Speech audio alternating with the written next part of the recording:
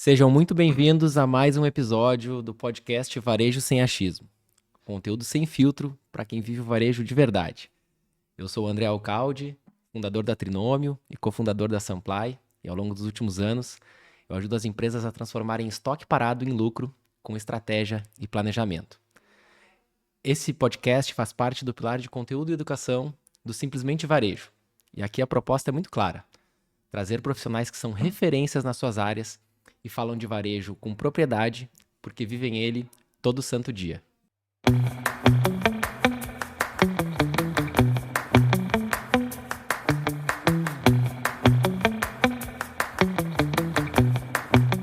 E hoje eu recebo um cara aqui que é puro varejo.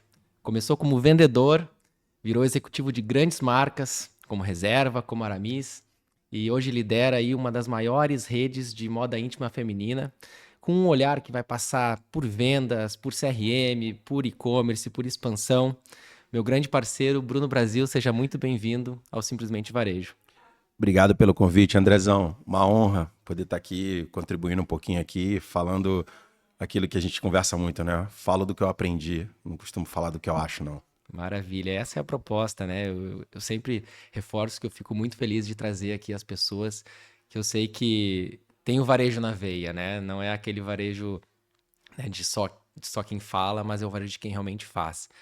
E nessa linha, né, Bruno, já trazendo aqui para o pessoal, acho que a tua jornada, a tua história, é o que muitas pessoas que vivem o varejo, né, buscam, né? Você começou como vendedor de loja, virou executivo, hoje é diretor comercial, né? Lidera aí um time enorme de uma rede de lojas, de franquias.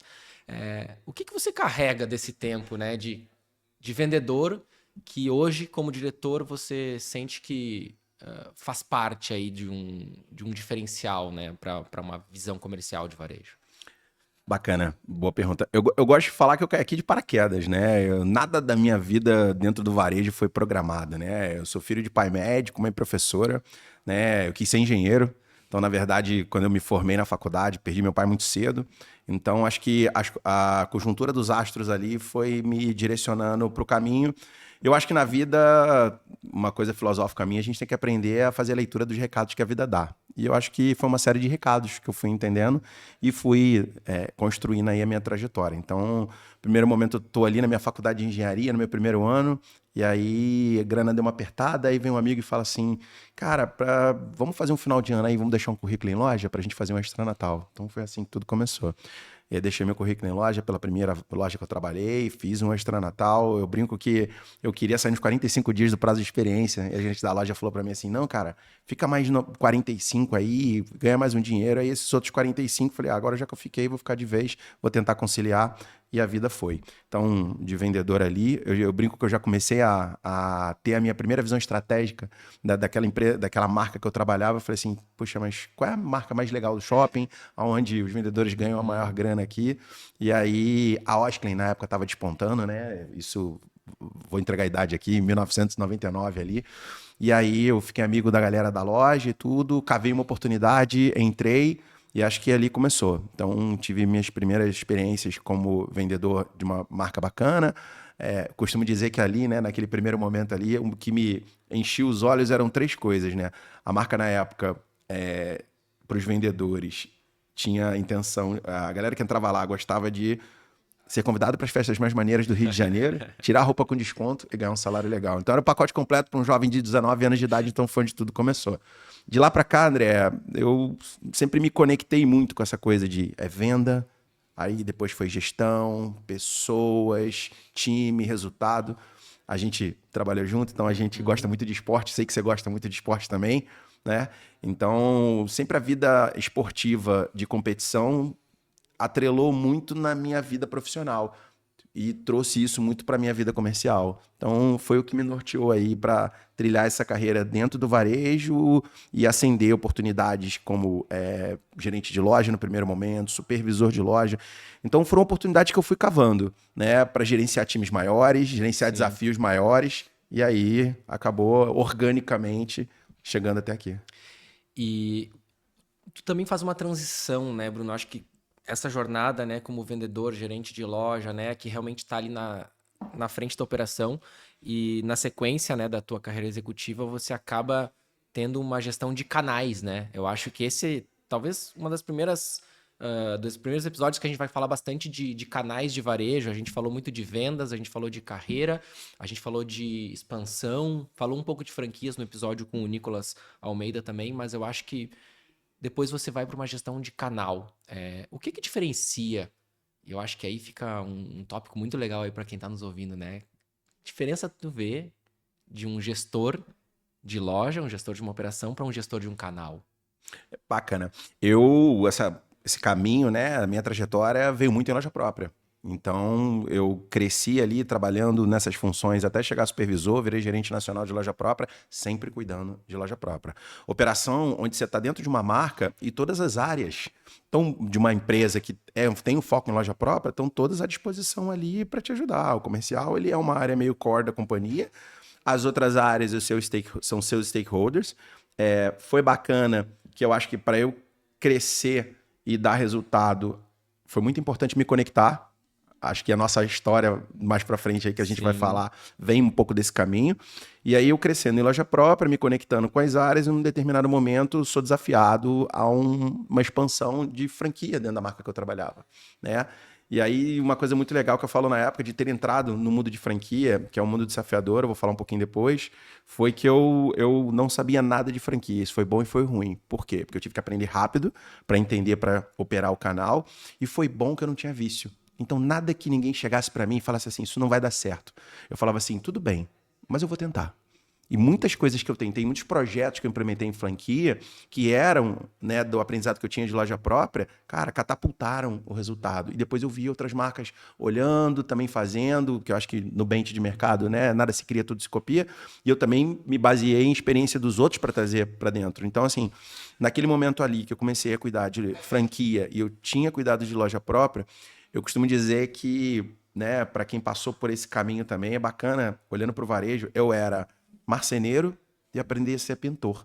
Porque franquia e loja própria, apesar de serem canais onde o B2C é comum, né, tem um foco em atacado para a empresa, né? É um híbrido, franquia é um híbrido entre os dois. Então, É o foi famoso atacarejo, né, que eu falo. atacarejo. E aí você olha com um olhar de B2C, porque tem que representar a marca e não pode parecer diferente da loja própria. Ao mesmo tempo, você tem que tomar conta ali, porque tem o sell-in, tem o showroom, você tem que cuidar, tem que abastecer os caras. Tem que ter esse cuidado do quanto que você abastece, que é um pouco, né, do que a gente trabalhou junto aí, que faz a diferença, né? Eu sempre fui muito parceiro de todas as áreas, mas assim, duas áreas que sempre tiveram muito próximas a mim sempre foi a parte de marketing de trade, CRM, que é o marketing que faz a loja vender, e a parte de planejamento para abastecimento da loja, não deixar faltar produto, e ao mesmo tempo ter a quantidade de produto certo também para não overestocar. E aí, quando eu vou para o mundo de franquia, aquela visão meio de loja própria, de assim, eu quero ter tudo na loja, quanto mais produto tiver, melhor, começa a dar uma fragmentada. Porque você tem que começar a olhar DRE do cara, você começa a olhar para o franqueado como seu sócio, e aí a sua visão não fica mais só nos KPIs de venda, de performance, um same-store sale, a PA, ticket médio, você começa a olhar como é que é a participação do meu CMV, como é que é a participação do meu custo de pessoas em folha, qual o peso do meu CTO, estamos no simples, estamos no presumido, como é que comporta? Fica de pé, não fica de pé? Então, Tem uma complexidade, né? Eu acho que eu também passei por isso, né? Eu só trabalhava com varejo de loja própria, né? E aí, quando a gente teve ali a nossa época junto na Aramis, também para mim foi um grande aprendizado, né? Entender o mundo, não só da franquia, como do atacado multimarca, né? Isso para mim tinha sido um grande desafio. Assim, você traz essa visão, né, de que realmente, né, o franqueado ele acaba sendo um sócio. E o que eu vejo, né, que é o grande diferencial, né, que eu via na tua gestão e que juntos também a gente começou a evoluir muito o resultado do canal, é como eu, como franqueadora, consigo auxiliar, né, mais o meu franqueado a performar melhor, com mais dado, né, com melhor trade marketing para que ele consiga vender da mesma forma que a loja própria, a loja da franquia. Eu sempre brinco, né, que quando o cliente entra numa loja que é franquia, não está escrito lá Aramis franquia, né? Ele entra na Aramis, ele entra na reserva, ele entra, né, numa loja que ele quer ter a mesma experiência em todo lugar. É, quais são os principais pontos que você vê de diferença, né, nessa gestão franquia e loja própria? Porque, inclusive, na experiência que nós tivemos juntos, você tinha os dois canais, né, também, com a tua gestão. O que que você via, né, diferente ali nos teus times, né, que cuidavam de loja própria para o time de franquia? Vou fatiar a resposta em dois momentos, né? No momento que o que eu achei que eu aprendi em loja própria que começou a dar certo e a gente começou a trazer os nossos mantras ali dentre as marcas que eu trabalhei. Nos dois lados não faz a diferença você ter um time focado no resultado. Então, meu time que assistia as lojas, tanto de gerente de loja, que é diretamente remunerado pela venda, e o time de supervisão, de ambos os canais, sempre foi focado, o resultado e a remuneração dos caras tem que ser pela venda da loja. Né? Então, nunca entrou na minha cabeça entrar numa marca que o resultado do time de supervisão fosse pelo sell-in, pelo quanto que eu vendo para o meu franqueado. Isso é o que remunera a empresa. Isso é o que remunera a marca franqueadora, não tenha sombra de dúvida. E eu lembro do primeiro showroom que eu participei, tem uns exemplos engraçados, que eu cheguei, primeiro showroom de franquia, na primeira marca que eu fui gerente de franquia. Cheguei, eu já entendi como é que era a dinâmica, né? Showroom, e aí, até que depois de administração, depois de engenharia, eu fui fazer administração, então essa visão de PNL, de DRE, sempre foi uma coisa que estava muito técnico na minha cabeça, né? Em franquia, eu acho que ali eu pude aplicar um pouquinho. Então, você chega no showroom, sabia que você tem que fazer o sell-in, sabe quanto que você tem que vender, mas o desenho com o qual eu cheguei lá era o quanto que eu quero que aquelas lojas vendam.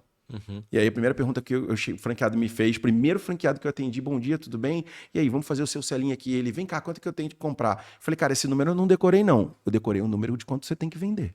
Exato. Então, para mim, o que fazia diferença, e aí a gente conversava isso muito, o sell-in, ele era uma conta de Ele é uma dividir. consequência, né? Exatamente, é uma consequência, mas ele é uma conta de dividir, ele não é um objetivo. Ele é o objetivo da franqueadora, sem sombra de dúvida, não tem hipocrisia. Mas ele o foco tem que ser no negócio, focando na venda. Então, se ele vende 100, e eu acho que ele está crescendo exponencialmente, e dá para crescer 120, crescer 20%, depois a gente pega aquilo, quanto é o markup, divide pelo markup. Cara, você tem que comprar isso aqui. Vamos sentar ali e vamos focar na sua compra. E aí vem o caminho da compra, de não comprar muito, não comprar pouco, estou empolgado com aquela linha ou com aquela outra linha, não deixar faltar, aonde eu sempre trouxe o time de planejamento do meu lado para nortear a gente. Eu ia até o limite da minha competência e pedia, né, aos especialistas para me apoiar para a gente fazer o melhor resultado possível, né? Que foi uma coisa que eu sempre olhei também, assim, a gente do comercial ia até onde dava. E aí depois o marketing tinha que aportar conceitos de como que a gente ia comunicar aquela coleção, planejamento de como a gente ia abastecer da forma certa, comprar da forma certa e proporcionar esse abastecimento da forma certa. Time de produto, né? Acho que no primeiro showroom que eu participei, time de produto não ia. Eu falava assim, tá, mas como é que eu vou vender essas peças de astronauta difíceis aqui da marca que eu trabalhava lá? Então, vamos chamar essa galera também para fazer uma apresentação. Então, eu acho que a coisa eu fui aprendendo e também fui co-construindo no caminho na marca que eu estava. E aí, eu digo que eu sou um cara muito abençoado, porque as marcas que eu trabalhei, eu cresci junto, aprendendo e operando. Né? Eu gosto de dizer que é importante a gente ter um olhar. Errar é humano, né? Mas se a gente puder errar pequeno para acertar grande, Claro. a gente ter esse cuidado é super importante, principalmente quando a gente está lidando com o dinheiro dos outros. E em franquia, eu também aprendi essa responsabilidade. Ali não é o meu dinheiro. Ali é o dinheiro dos outros. E não é só o dinheiro dos outros, é da vida dos outros. O cara juntou dinheiro uma vida inteira. Muitas vezes E é ele o chega para projeto, você, né? É o projeto de uma vida toda. ele chega para você e fala assim: toma, você vai me ajudar a operar o meu dinheiro aqui. É como se fosse um banco de investimento a gente ali, né? A diferença dele botar o dinheiro no banco de investimento, ir para a praia tomar água de coco e comprar uma franquia comigo, é de que ele tá apaixonado pelo aquele business, ele quer viver daquilo a vida inteira dele. Eu brinco, né? Cara, um franqueado, a gente se associa e não pensa no dia que vai acabar. Né? Quase muito desgastante você entender que você vai botar uma pessoa para ser seu sócio, né? E isso pode um dia não ir para frente. Outra bordão que eu criei também de um outro exemplo bacana, que nem tudo foram flores, né? Na Sim. relação. E aí, às vezes, no momento mais acalorado, num conversa com o franqueado, ele chegou para mim e falou assim: não, mas isso que você está me impondo não tá certo, que a loja é minha. Eu falei assim: deixa eu te dar uma ideia. Que eu sou seu cliente. Eu falei assim: você não é o meu cliente. O nosso cliente é o B2C, é a pessoa que vai lá na loja e compra o nosso produto. Você é mais que meu cliente, você é meu sócio. Sim. Sabe casamento? Na alegria, na riqueza, na tristeza e na pobreza? Cara, nada que a gente possa fazer aqui, a gente pode sair daqui desalinhado. Então, eu tenho essa característica que eu acho que eu focava muito na questão da parceria e do alinhamento. Para que a gente saísse dali, como muitas reuniões também que a gente participava, e a gente entrava, cada um com a sua ideia. Beleza, mas a gente vai ter que sair daqui com uma ideia só. E um vai ter que apoiar o outro, né? E quando sair dali, não fala assim, não, tá vendo? Eu te disse. Essa ideia não dava certo. Tinha que ter ido pela minha. Não. Se sair com essa energia, acho que já quebra a corrente ali e o negócio não vai para frente. Então, acho que no mundo de franquia, para mim, os desafios sempre foram superados com essa parceria gigante que eu me conectei com os franqueados, muita conversa. Uma coisa legal que eu gosto de dizer também, cara, na primeira experiência que eu tive em franquia, onde eu não sabia muito de franquia, eu me preocupei em estar muito próximo dos meus franqueados para escutar os caras. Graças a Deus eu tinha Sim. muitos bons franqueados. Aprendi 80% com eles e 20% na franqueadora. Porque a franqueadora era aquele papo de quando você quer vender, Sim. faz a conta, faz a compra e a coisa acontece. O franqueado, você tem uma loja na cidade de Santos que funciona de uma forma. Você tem uma cidade de Belém que vai funcionar de uma outra forma. Você tem em Porto Alegre que vai funcionar de outra forma. O mix de produto é diferente. Então, não tem remédio igual para tudo quanto é tipo de compra, para tudo quanto é tipo de venda. E aí a gente aprendeu junto Claro. que quanto mais a gente divide e clusteriza Uhum. esse atendimento e torna ele personalizado não pelo encantamento só, e acho que o encantamento é importante, e a gente ouvir o cara, e a gente trazer a experiência dele para botar o nosso negócio de acordo com o que ele está acostumado a fazer na região dele, essa escuta aberta ajudou muito. E eu aprendi muito. Então eu dou uma dica, cara. Se você está trabalhando no mundo de franquia, cola com o seu franqueado. Aprende com ele. Vai ter um cara mais difícil. Vai ter um cara mais tranquilo.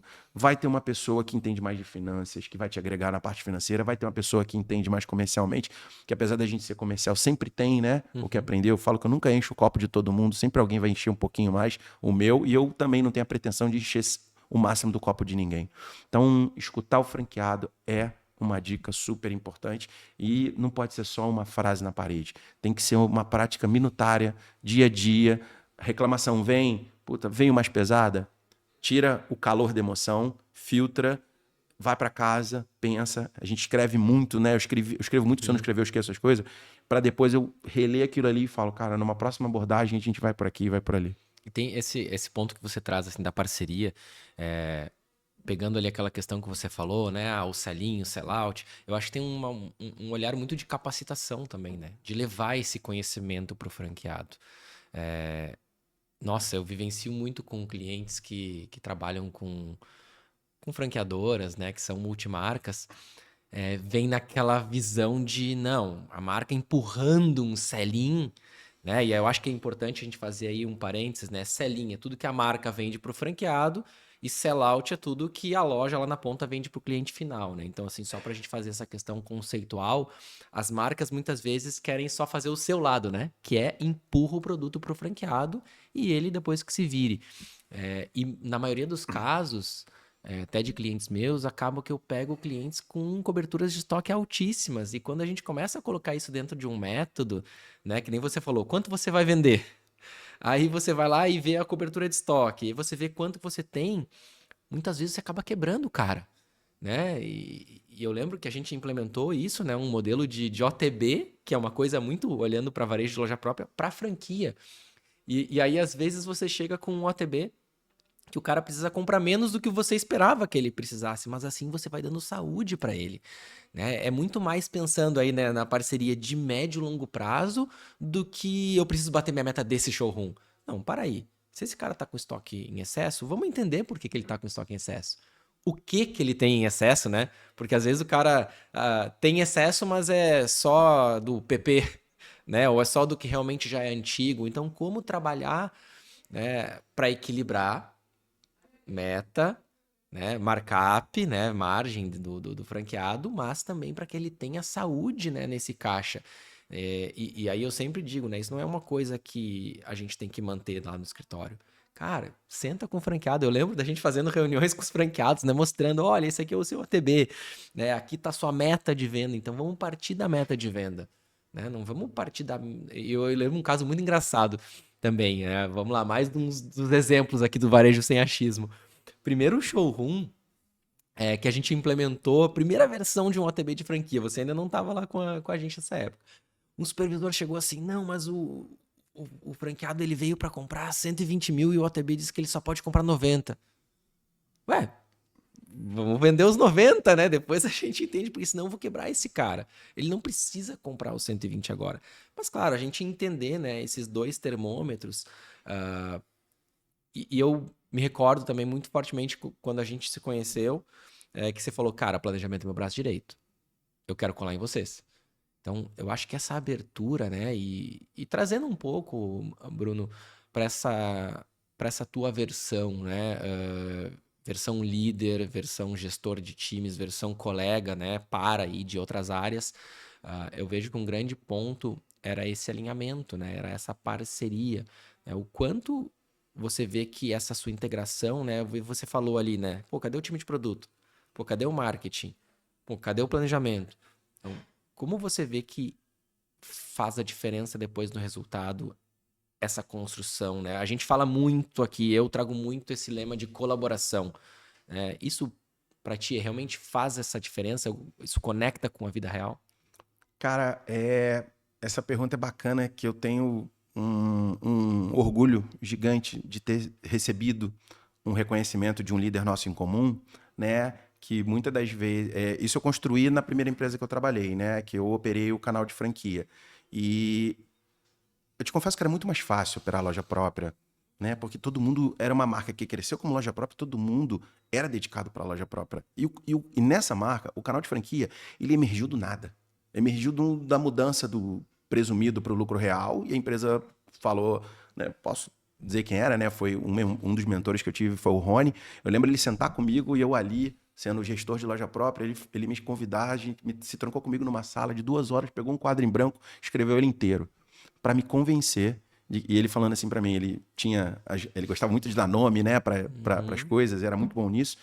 E ele falou assim, Bruno, eu quero que você seja o xerife desse movimento que a gente vai fazer de franquia dentro da marca. Por quê? A marca saiu do presumido, foi para o lucro real e eu não consigo. A gente tem um break-even de loja própria, né, que é o limite de faturamento para a loja, mínimo para a loja dar lucro, e no meio do caminho a loja acabava não dando mais resultado. Então eu não vou parar de expandir a marca. E tinham 8 franquias. E aí ele falou, mas eu quero que você cuide desse caminho que vai crescer junto com uma diretoria que cuidava disso, que era a Juliana, que foi também uma mentora maravilhosa.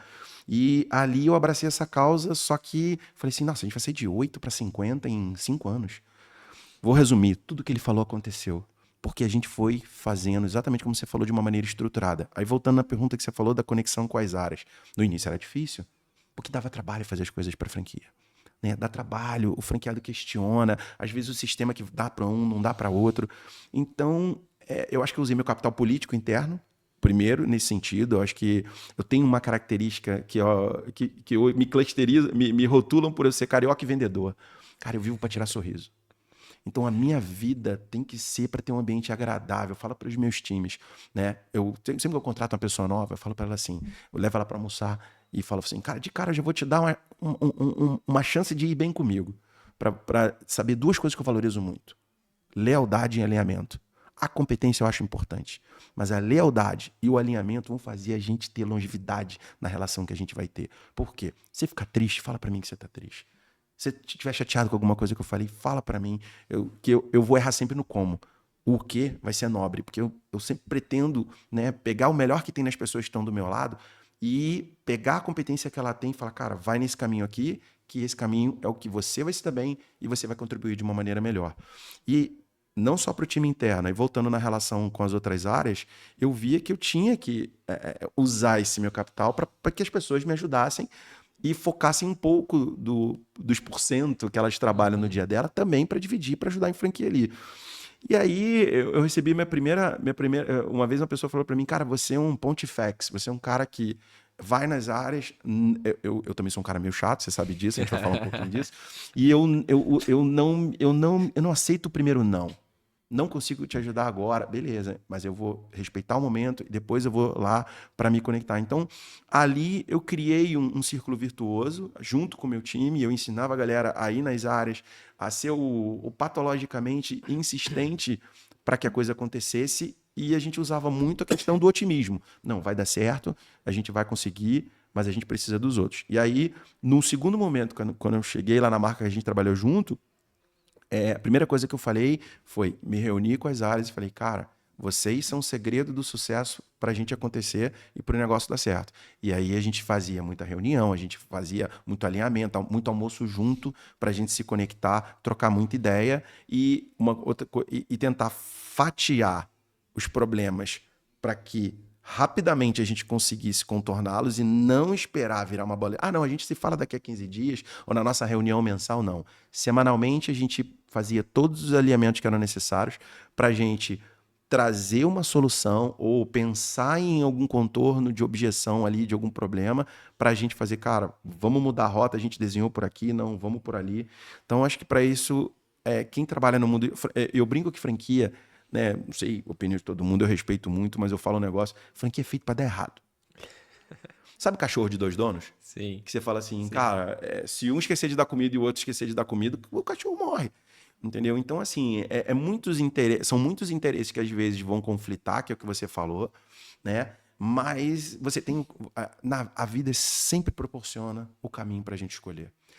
E o caminho de abastecimento, eu aprendi, né? Que é muito melhor comercialmente, isso é duro dizer, é trabalhar pela escassez do que pela sobra.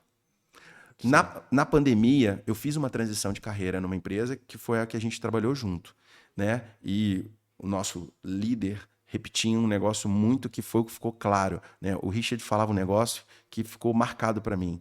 Só vai sobreviver a pandemia quem cuidar, a empresa que tiver cuidado com o caixa. E aí você fala o seguinte, poxa, eu sou uma franqueadora, eu tenho cuidado com o meu caixa, eu tenho vários franqueados. Qual é a relação de liderar pelo exemplo que eu tenho que fazer com os caras? Cuidem dos seus caixas. E aí o meu time vai estar botando mais produto do que ele precisa, porque eu tenho que bater meta, porque eu quero ter um selinho legal. Cara, exatamente, né? cobertor curto. Né? A meta que você está extrapolando agora em uma venda para um franqueado lá na frente vai te custar caro. Vira um eletrocardiograma, né? Ele compra muito num showroom, aí no outro ele não compra porque ele tá estocado. Aí no outro ele vem com fome porque ele tá com pouco produto, aí ele compra um monte. Aí fica aquela coisa que você não sai nunca dali, né? E aí eu criei esse mindset com o time, de todo mundo a gente ir para vender exatamente o que precisa, porque o sold out é bom. O do tipo, acabou, lógico, aí faltar antes e perder venda é horrível, mas porque você cria alternativas, que não é só botar muito produto, esperar que venda e se não vender, como é que você vai fazer? Aí você tem que resolver um problema. Será que não tem uma outra alternativa de criar um fluxo de abastecimento eficiente e coerente com aquela compra que fez e criar alternativas? Eu lembro quando teve um ponto que a gente fez os abastecimentos corretamente no showroom e começaram alguns franqueados a precisar de produto.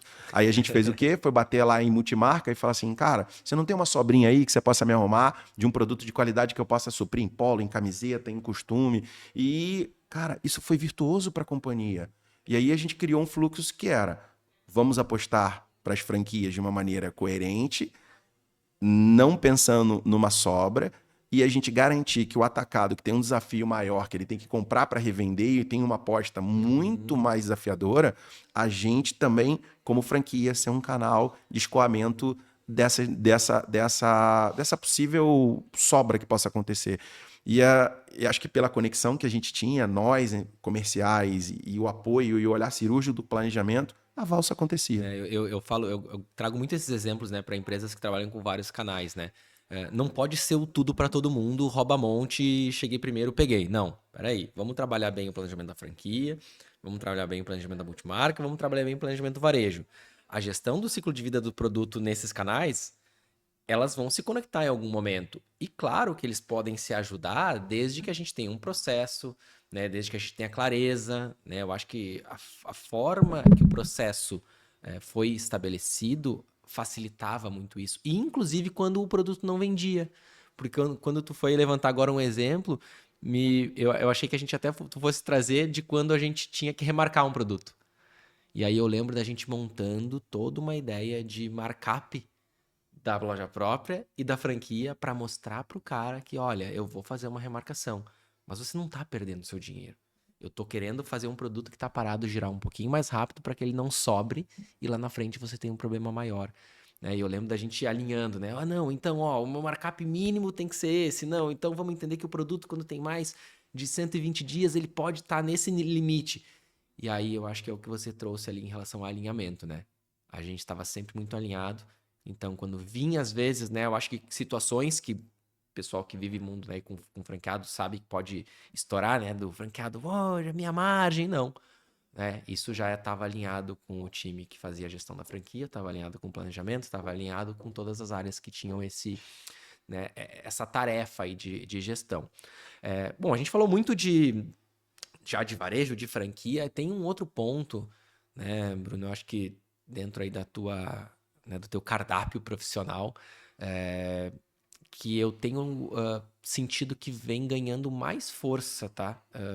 Dentro dos meus clientes, nas conversas que eu venho tendo, que é CRM.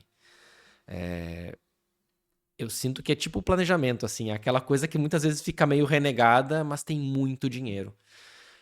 Semana passada mesmo estava conversando com um dono de uma empresa, que é meu cliente, e aí tava fazendo perguntas, né? Eu nem sou especialista de CRM aqui, nada, mas por ter vivido isso muito junto com pessoas que entendem, poxa, mas como é que tá a sua base de clientes? Como é que tá a sua base inativa? Você tá reativando? Como é que estão suas regras de relacionamento? Aprendeu direitinho. Cara, né, a gente vai observando, vai aprendendo. Pô, aí, né, sopas de letrinhas aí, né, LTV. Então, cara, queria que tu trouxesse um pouco da tua visão aí, né? Como que o CRM se acopla, né?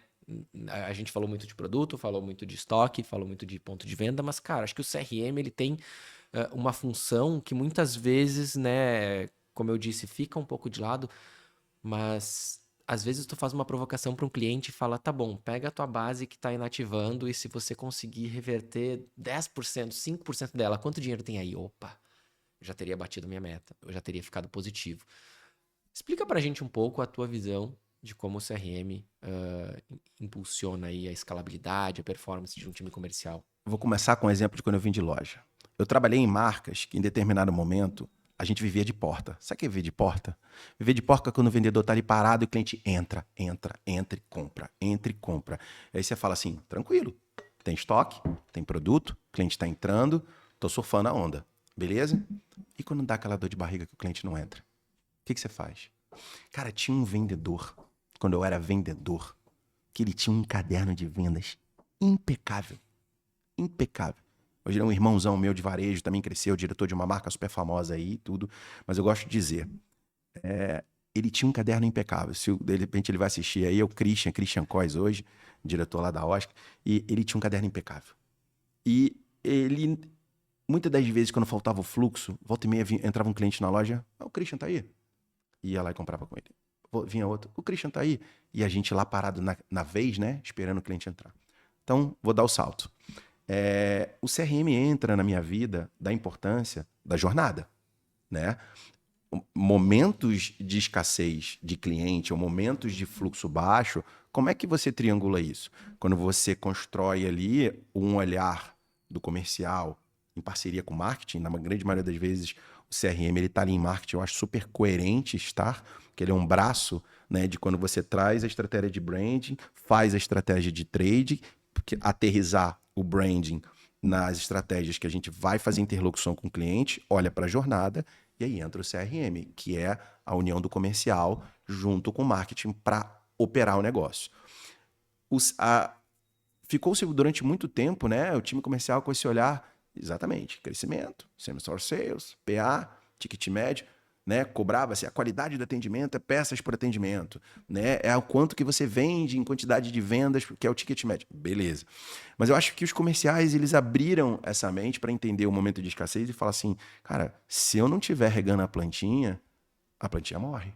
Se eu não tiver uma rotina com os meus times, e hoje a tecnologia também ajudou muito nesse sentido, a trazer ferramentas de interlocução com o cliente, né? A omnicanalidade foi para esse patamar da venda à distância. Em determinado momento, né, com a pandemia, o mundo ia acabar, e aí não acabou, mas todo mundo entendeu que existia um outro modelo de comportamento de compra, né? Os e-commerce da vida catapultaram, porque as pessoas não poderiam sair de casa, mas as pessoas precisavam consumir bens de necessidade ou também queria comprar alguma coisa e não queria sair de casa. E aí o varejo físico se uniu com o varejo online. E aí esses nomezinhos que você falou aí, a gente aprendeu a fazer essa leitura. Então, na minha vida hoje, eu tenho o meu dashboard de venda, de performance, aberto e numa outra telinha tal de CRM. Né? O CRM você não olha com tanta frequência porque a volatilidade dos números não são tão diários assim. Mas você começar a entender quantos clientes hoje compram comigo nos últimos 12 meses? Quem são esses caras? Quem são meus heavy users? Quem são... esses caras eu preciso botar no colo. Eu preciso saber o nome da mãe deles, o time que torce, o nome do cachorro, para ter um atendimento específico que eles compram bastante. Que é a régua de relacionamento, né? Daí Opa, você vai fazendo... já estamos falando aí, cliente VIP, cliente recorrente, frequência de compra. Você começa a olhar para isso e você começa a usar campanhas que vão plugar a equipe de vendas para ter ações específicas em função disso.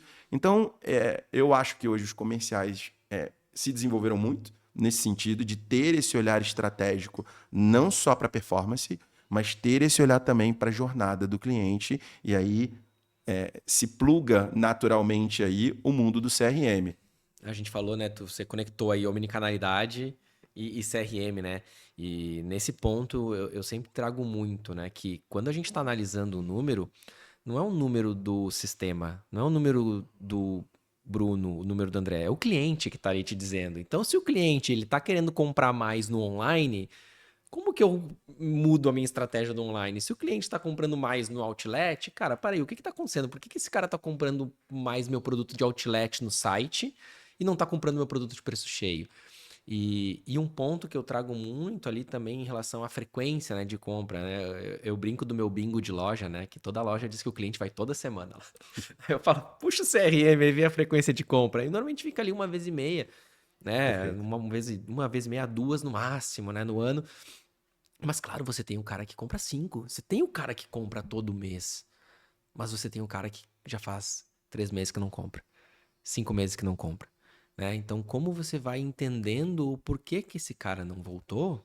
Né, como até acho que você chegou a falar ali, né? Para cada questão é um remédio, né? Então, acho que a gente vai trabalhando melhor isso e plugando até nisso, né? Porque acho que o CRM virou o caderninho do passado, agora são esses sistemas de CRM, né? E aí, plugando nessa questão de omnicanalidade, acho que a gente conseguiu trabalhar isso, né? Acho que eu vi muito os teus times trabalhando isso, né? Que hoje o vendedor ele tá conectado, né? É o código do vendedor, é o WhatsApp, é a porta da loja, é arrumar a loja. E eu sempre tenho um olhar de como que eu, como planejamento, né? Enfim, que tô dando a disponibilidade do produto, posso facilitar essa operação. Você como um cara que viveu isso na loja, talvez não nesse momento tanto de tanta tecnologia junto, né? Mas você vivencia isso com teus times todos os dias.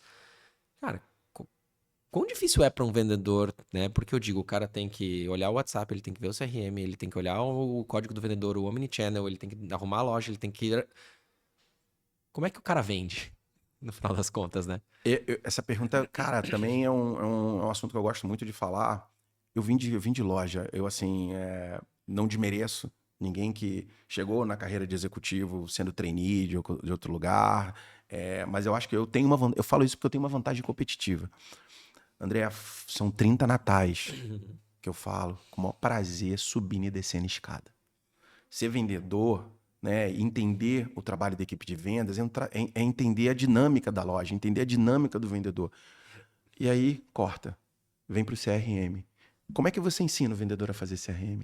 Como é que você ensina, né, e proporciona ferramentas para ele? E, cara, entendendo como ele acha que vai dar certo para ele operar. Né? Eu costumo dizer, quem manda na comunicação não é o emissor, é o receptor. Eu posso falar para você uma coisa e você entender de outro jeito, você vai lá e faz, dá tudo errado, aí eu vou dizer assim, pô, o André não entende as coisas que eu falo. O André não é um bom profissional. Cara, mas e as técnicas de fazer um mostre-me? Chega para você, André, o que você entendeu do que eu falei? André, do que você está fazendo? Me fala aí, o que é legal, o que não é? Então, acho que uma empresa com executivos que estão focados em proporcionar ferramenta, tecnicidade, treinamento para equipe de vendas, tem que estar com a escuta aberta, sabendo como está sendo isso para os caras, né? E não tem uma ferramenta certa ou um modelo certo para tudo quanto é tipo de empresa do varejo. Né? Determinado de produto com ticket médio maior é um tipo de trabalho. Quando tem um ticket médio menor, que pode ter mais volume, onde eu trabalho hoje, é outro tipo de trabalho. Que a gente pode ter a mesma venda em acumulado, mas o caminho, a linha que nos leva de um ponto ao outro, com a eficiência que a gente aprendeu que é a reta, o Waze disse que não é mais assim faz tempo. Que a gente pode usar um caminho muito mais longo e chegar muito mais rápido. Principalmente se trabalhar em São Paulo, né? Então, que tem trânsito. Então, o que eu quero dizer é escutar a ponta. É entender como é a vida do dia a dia do seu vendedor, desenhar a jornada. É importante olhar para a jornada do cliente, mas tem uma jornada tão importante quanto que é a jornada do vendedor. Entender, né? Como é que é o desenho da abordagem na porta. O vendedor da minha loja, ele tem carga horária de 6 horas, ele tem carga horária de 8 horas. Como é que eu fraciono, né? A gente faz isso, a gente se planeja para o nosso trabalho durante um dia. Hoje eu me planejei, eu vim aqui de manhã para conversar com você, a gente vai sair daqui, tem uma reunião às 11 horas, depois vamos almoçar não sei aonde, de tarde eu tenho que falar com o meu time, a gente planejou o dia. O meu vendedor, ele não pode entrar na loja assim, esperando Esperando o que vai acontecer. como é que vai Tem que ser. tem que se organizar e saber o momento de fazer cada E aí coisa. falar que nem, não, e se Deus quiser, a gente vai vender bem hoje, né? Eu falo, Deus sempre quer, mas a gente não pode botar só na conta do Senhor, entendeu? A gente tem que ajudar ele também. Então eu acho que o planejamento e alinhamento, como eu falei, que eu valorizo muito ali, vão ajudar nesse sentido. Então, hoje, eu trato o meu vendedor como uma empresa. Cada vendedor, ele é o CPF travestido de CNPJ. Porque em muitas empresas, tem vendedores que vendem no ano mais do que muita empresa do varejo. Do que muita empresa, do que muita loja, né? Do que muita Nossa. loja. Um vendedor único, um CPF ali. Então ele tem que se organizar. Mas eu tenho que preparar ele para essa organização. Então, se eu estou dando outras tarefas para ele, eu tenho que capacitar, ensinar, treinar, exercitar, cobrar e o mais importante de tudo, reconhecer e incentivar. Né? Eu falo assim, reconhecimento é bom e a gente gosta. Então, cara, fez certo. Cara, valoriza teu time, valoriza a galera que tá ali, principalmente na ponta. Eu acho que a conexão de escritório, né, com a ponta é super importante. Então, o vendedor para mim é uma empresa. Então, ele tem que fatiar o dia dele. Vou entrar na loja. Eu entrei de manhã, eu trabalhei muito tempo de manhã. Você entra de manhã, é aquele movimento zero, né? Sim. É muito baixo, mas quem entra, compra. Então, o perfil do vendedor de manhã, ele tem que entender que aquele cliente que entrou de manhã, que acordou cedo para ir na loja comprar, que teve tempo para isso, ele tem... Sim, não é um sábado à tarde que tá ele, todo mundo ali, né? pouca chance dele estar passeando, né? E ele tem que estar atento para isso. Mas você tem muito tempo ocioso. Então, como é que você usa o teu tempo ocioso de manhã para você ser produtivo e para você catapultar oportunidades para venda? Tem a ferramenta hoje de mensageria, várias que existem. Eu nasci numa empresa e eu tive a bênção de nascer numa empresa evoluindo no varejo, onde se criou uma ferramenta de produção, de uma ferramenta interna, que eu contribuía, falava assim, olha, a gente tem uma agenda para ligar para o aniversariante. Pô, mas o texto assim não tá legal, vamos mudar para esse? A gente tinha uma agenda de pós-venda. Aí o vendedor falava assim, puta, mas se botar uma vírgula aqui, isso aí vai melhorar. Então, primeiro de tudo, organizar a jornada do vendedor, o de manhã, qual é o horário que ele faz a agenda dele de contato, qual é o horário que ele arruma a loja, qual é o horário que ele vai olhar para os clientes que não vieram há muito tempo para tentar fazer um contato para esses caras voltarem e entender que nessa dinâmica toda tem um atendimento. Tudo pode estar programado para acontecer e às vezes, vamos dizer que às vezes de manhã deu um movimento, a loja bombou. Cara, ele tem que ser orientado para fazer o que eu não consegui fazer agora, eu vou parar e eu vou fazer daqui a pouco. Então, treinar, orientar e acompanhar. Eu acho que preparar o teu time de vendas hoje com todo esse ferramental que tem e não soterrar ele em demanda. Entendeu? Eu acho que tem que ter limite também. Olha, será que eu estou dando muita coisa para o meu vendedor fazer e ele mesmo está me dizendo, cara, está levantando a mão e eu não estou escutando a necessidade dele? Então, acho que são as duas coisas juntas. O CRM ele está hoje muito mais presente tecnicamente na loja, com oportunidade das coisas acontecerem. Como você falou, né? O vendedor hoje ele não vive de venda. A grande maioria das marcas hoje já evoluíram para esse caminho do vendedor também ganhar dinheiro vendendo pelo e-commerce. Isso é uma benção, né? Então, parou a competição. Né? Eu brinco que o e-commerce, pelo menos na empresa que eu tô, eu classifico que, e grande maioria das empresas, né, o e-commerce é a maior loja da empresa. É uma loja. Né? Hoje, cuidando de e-commerce, né, liderando o time do e-commerce também, falo para minha gerente de e-commerce. Falei, cara, vocês têm uma bênção gigante aqui, vocês são os donos da maior loja da empresa. E a gente está fazendo um projeto hoje, é legal dizer, que a via inversa também está acontecendo. O e-commerce hoje não vive da galera sentada numa mesa, operando o computador, esperando o cliente entrar no site para fazer a venda. Né? A gente está montando uma célula de vendedores de e-commerce. São vendedores que vão usar a ferramenta, que vão vender, só vender. Qual é a função do cara? Usar a ferramenta de CRM, impactar o cliente, ter o códigozinho dele, interagir com o cliente por vias de e-commerce. Às vezes o cliente quer entrar no site, quer ver um produto, quer fazer, está no escritório, mas quer mandar ali pelo WhatsApp para tirar dúvida do que quer comprar. Cara, e tem que ter um ser humano para atender essa pessoa. Né? Às vezes os bots da vida, os robozinhos, são bacanas, são eficientes, a AI ajuda muito, mas eu acredito que a interatividade do ser humano ela conecta mais do que usar só a eficiência automática. Então a gente está criando uma célula de pessoas que vão atender os clientes que querem ser atendidos pelo e-commerce por uma pessoa, e essa célula também vai pegar aquela base de clientes de e-commerce e vai fazer ela girar. Não vai trabalhar só de uma maneira reativa, vai trabalhar também de uma maneira proativa. Sim. Contatando, estimulando esses clientes a diminuir a frequência, a conhecer produtos que a gente lançou aqui, não só pelo e-mail marketing ele vai ficar fazendo, raramente a gente abre os e-mails e fica ali querendo fuçar, entrar, não, a gente vai muito pela necessidade. Então, às vezes, o celular, formato de contato pelo WhatsApp, por SMS, a gente está ali no dia a dia, a gente para, dá uma olhadinha ali, tem uma oportunidade, a gente se interessa e um desejo de compra ali é criado por um motivo do qual não ia acontecer se a pessoa não tivesse intenção. Então, eu acho que jornada do vendedor, jornada do cliente, empoderamento de um trabalho de CRM para a equipe de vendas de uma maneira calibrada, de uma maneira coerente e de uma maneira de que a gente também reconheça esses trabalhos. Eu reconheço muito o meu time quando a gente tem ali uma quantidade de contatos para fazer por dia e o time foi lá e chegou em 90%. Falar, parabéns, galera. Vocês chegaram junto ali. A grande maioria dos clientes que a gente queria mandar mensagem foram contactados. Aí a gente vai para outro KPI, que é quanto desses clientes voltaram em até 7 dias e fizeram uma compra. Então, muito do que você falou aí é esse novo varejo que eu acredito muito, que é empoderar o time de vendas e cada vez mais escutar eles para botar a ferramenta certa e cobrar no tom e na velocidade que precisa. Eu me lembrei de uma frase que o meu sócio de tecnologia aí me falou esses dias que a gente estava numa reunião.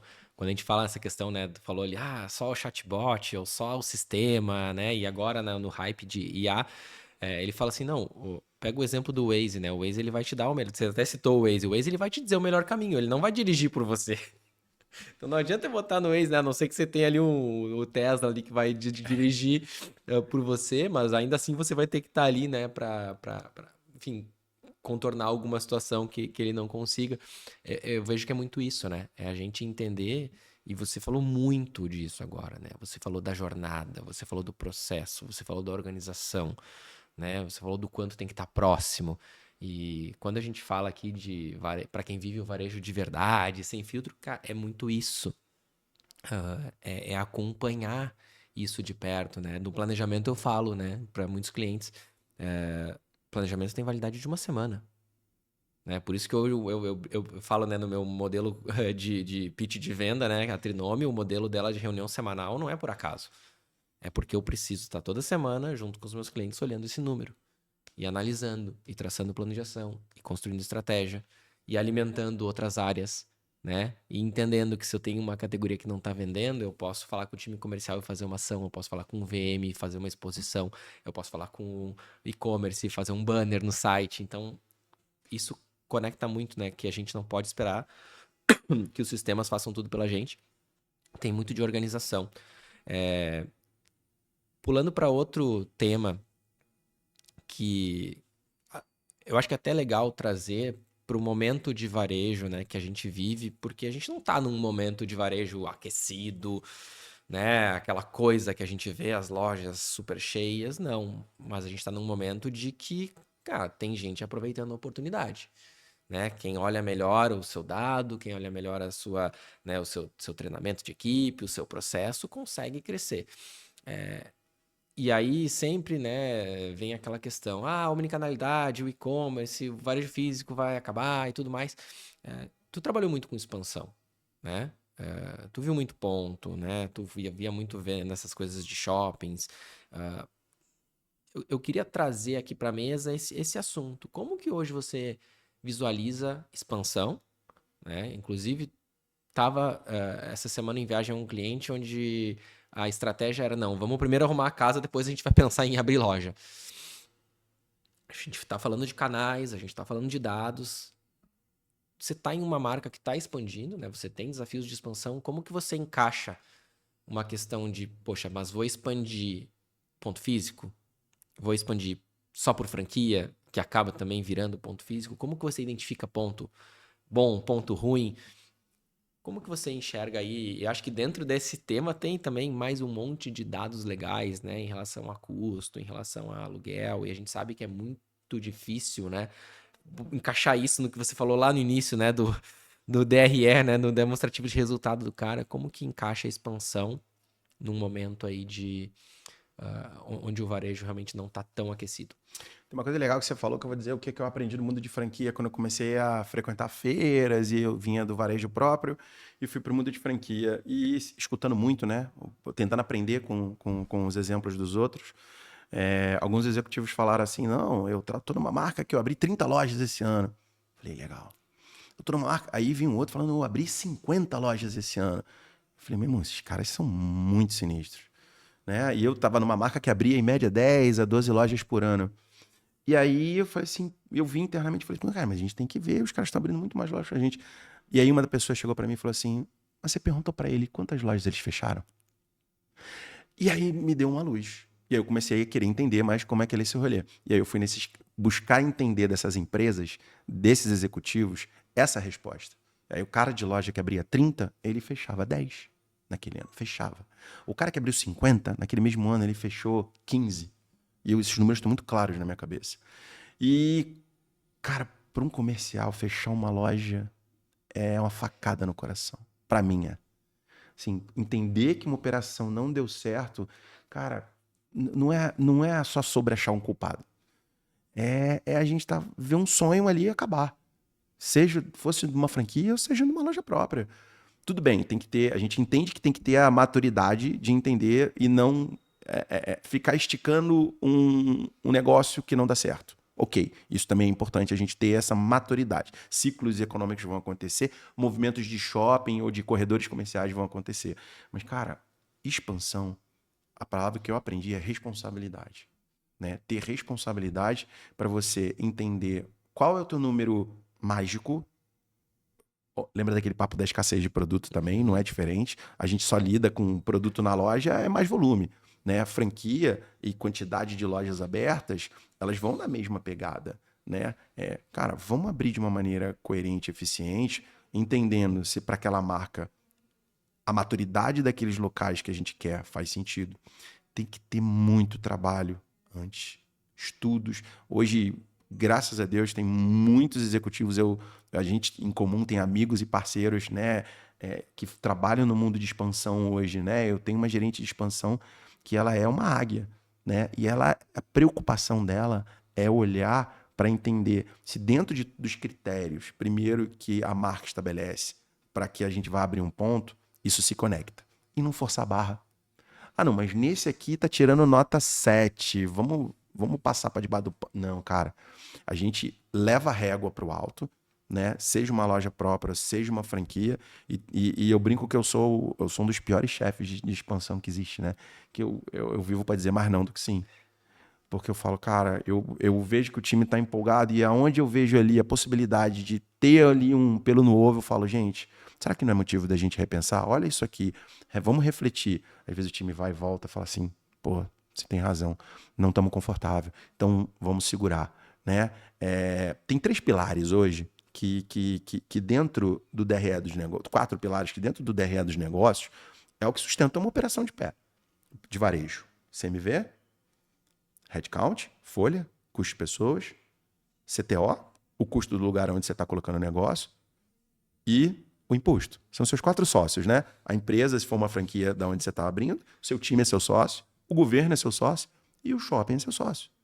Entendeu? E se esses percentuais eles não tiverem azeitados ali dentro de um DRE de viabilidade, que é onde você fala assim, puta, mapeei, acho que são essas regiões que eu quero abrir, mas agora essa conta desses 4 itens tem que estar bem azeitada dentro da operação. Vou abrir uma loja e o custo de ocupação está um pouco alto para a venda que eu acho que eu vou ter ali. Cara, não vá. Não força a barra. A chance daquele negócio ter uma longevidade curta é alta. Esse negócio de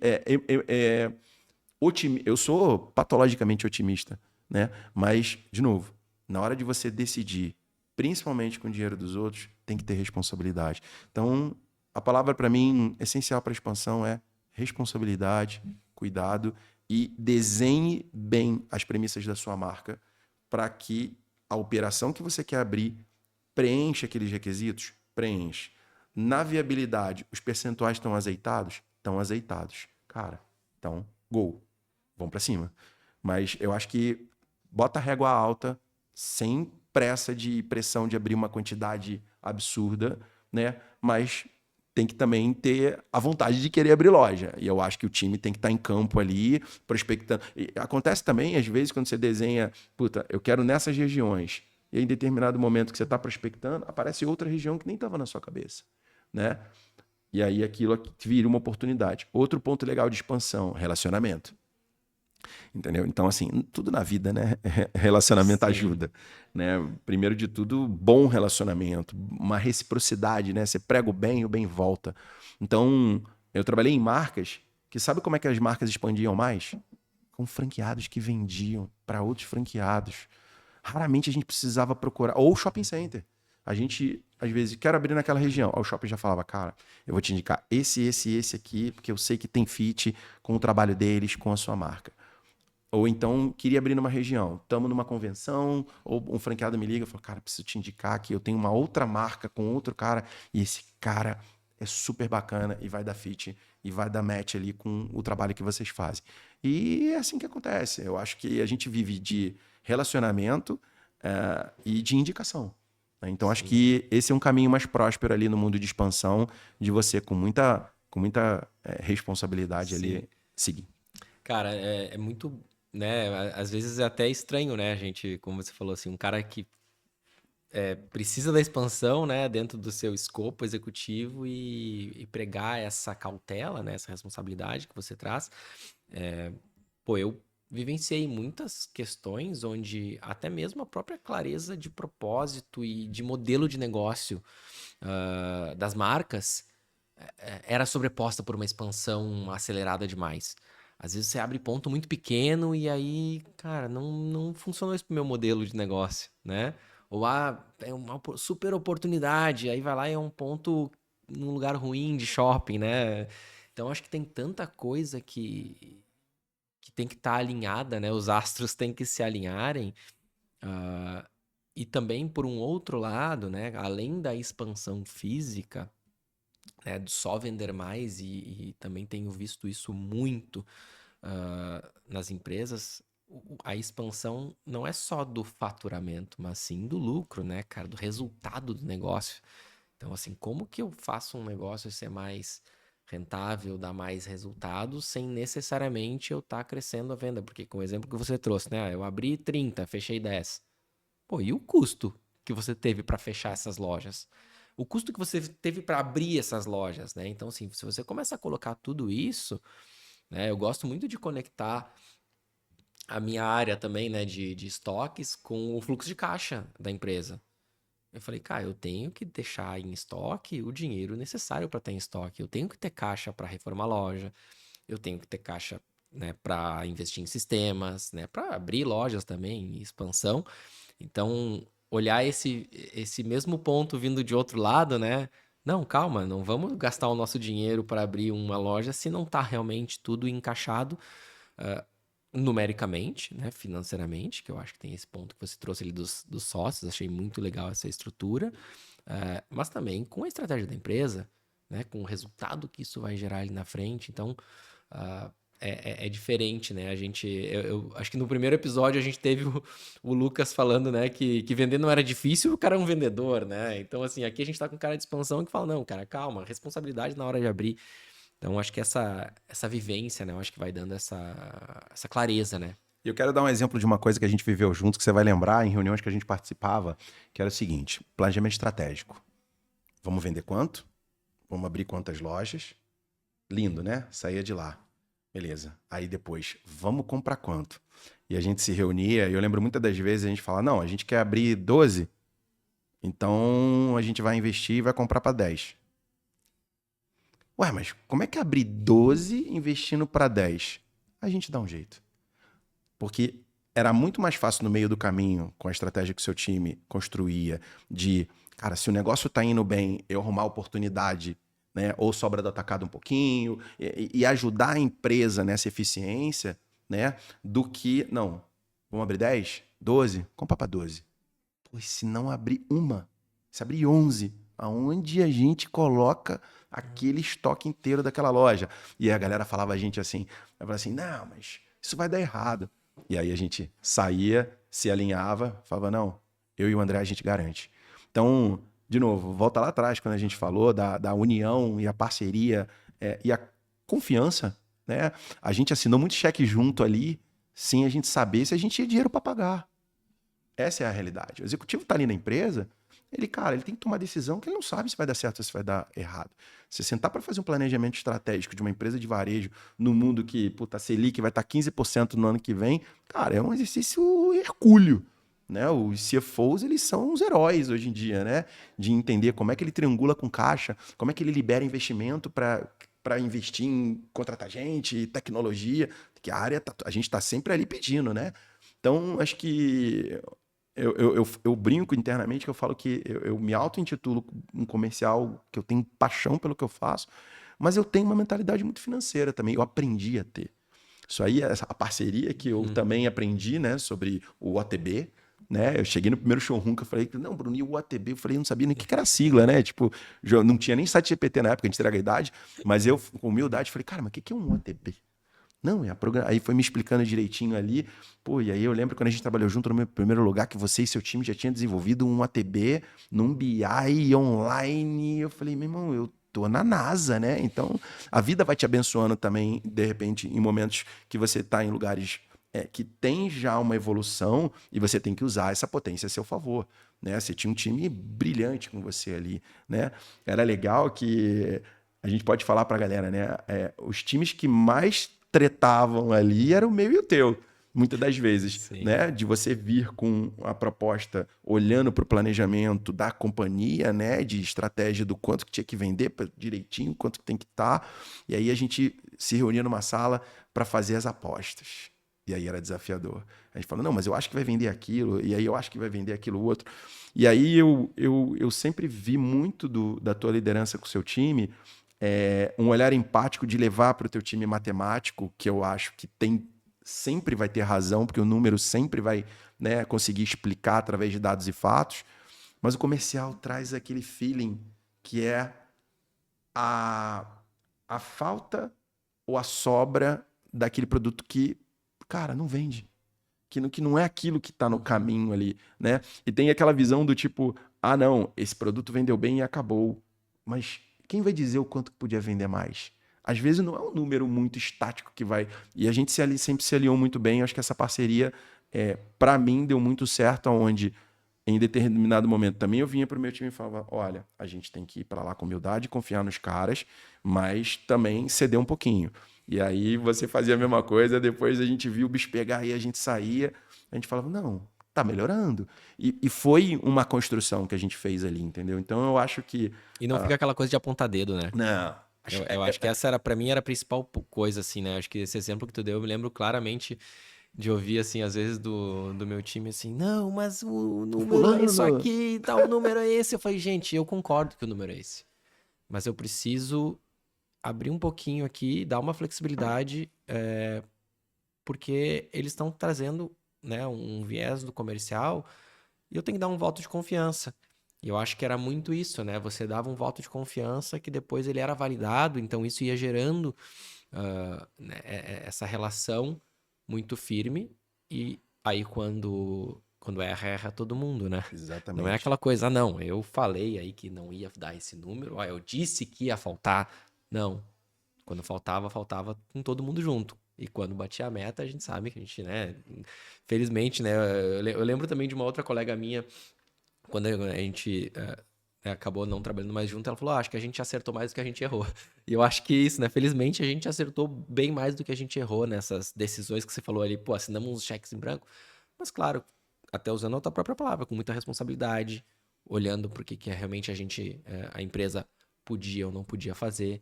Eu brinco com os meus times, eu falei, nós vamos assumir as decisões, né, sempre até o ponto que a gente sabe que não vai quebrar a empresa, né, gente? Então, assim, ninguém aqui vai tomar uma atitude da sua cabeça que pode, né, gerar realmente um problema muito grande. Mas acho que a gente tem que saber que com confiança, com processo, com responsabilidade, com parceria entre os times, isso aí vai acabar. A chance de o resultado ser melhor é muito maior. Total. Brunão, pergunta que faço para todo mundo aqui nesse podcast. A gente falou bastante, né, aí de processo, né, de não fazer as coisas muito complexas. O que na tua visão faz o varejo ser simples? Cara, o que o varejo faz, o que faz o varejo ser simples é a tal da escuta aberta. Cara, quando a gente aprende que a gente ouvindo, a gente consegue ser mais eficiente do que falando, isso traz até paz no coração, né? Muitas das vezes, quando a gente tem uma opinião e a gente está muito convicto daquilo que tem que acontecer, às vezes a gente trava a escuta e ofusca os olhos. Então eu acho que não pro varejo, mas na relação de trabalho entre áreas, entre times, entre departamentos, não interessa onde, aí extrapola o varejo. Eu acho, mas o que torna o varejo mais simples é escutar. E eu acho que em falando de varejo é a proximidade que o escritório tem da ponta. Empresas que eu trabalhei que tinham cultura do escritório valorizar e ser próximo da loja, frequentar a loja. Já trabalhei em empresa que tinha programa de todo mundo que entrava no escritório tinha que trabalhar uma semana na loja. Cara, o cara chegava no escritório diferente. Né? Principalmente se veio de empresa que não fazia isso. Uhum. Ele falava assim, nossa. Né?